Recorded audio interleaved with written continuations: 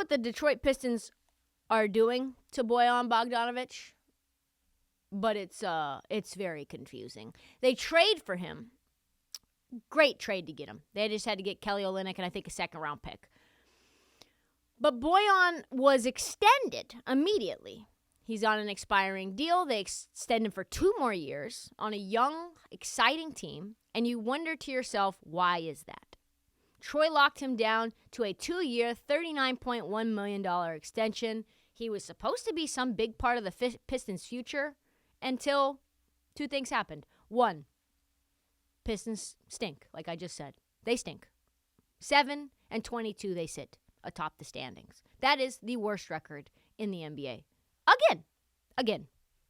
Second, as we mentioned in the last segment, no one knows when Cade Cunningham is coming back. If he's coming back, he could be done for the season.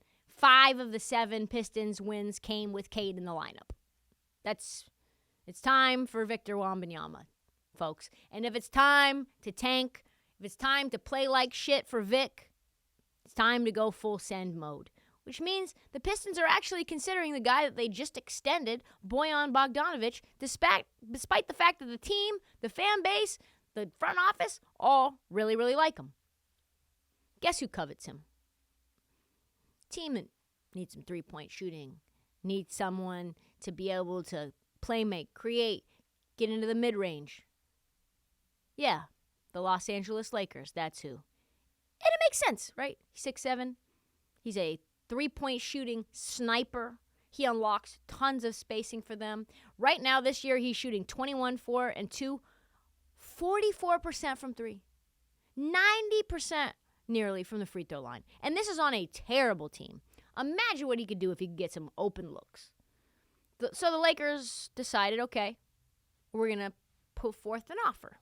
Right? They put forth an offer to the Pistons that centered around one of their 2 first-rounders, as we would have thought that they might.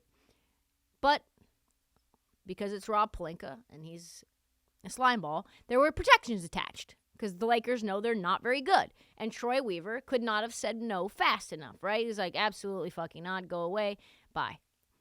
And that is because anyone trading with the Lakers is betting that Pelinka has put this team in such a bad position that the protections matter. We can't have no protections. I don't even want a top 1 protection from you, okay? Like, no protections, period. And, of course, that's pretty much what everyone is reporting now. Rob Pelinka is trying to hold up a bank with his little baby squirt gun. Like, we don't know. We know you have no guns. We know you have no artillery. We know you have no leverage. So we know it. He knows it. He can do nothing but just offer things in the wind and hope that something manifests. And the Pistons, their reputation for decision-making has been so bad for so long, and yet they will not be fleeced by the Lakers. They will not. The regime now is not dumb. They are not the dumbest regime out on the streets anymore. That belongs to the LA Lakers. And so, of course, they're insisting on a fully unprotected future first in any deal. So who will blink first? My guess, Lakers. If you want Bojan, give us your 2025 first-round pick, unprotected. He's locked up for 2 more years on top of this one for a pretty good deal, $20 million a year. You just take him. He's yours. We'll see. I mean, I am betting that he stays a Detroit Piston, though. As for the Lakers, everyone's putting the squeeze on him, right? No one is going to be Rob Pelinka's little huckleberry. He's not going to. If you think he can do what Danny Ainge did, you're mistaken.